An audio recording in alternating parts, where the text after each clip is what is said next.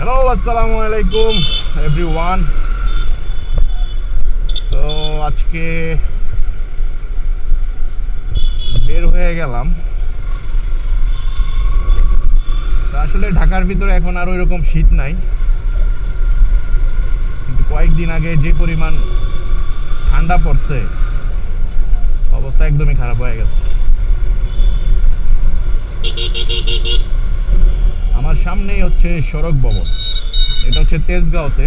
যারা যারা সড়ক ভবন চিনেন না তাদের জন্য এই যে এটা তেজগাঁয় কুনিপাড়া বলে, এখানেই হচ্ছে সড়ক ভবন। আর এখন হচ্ছে হাতিরঝিলে উঠে যাব।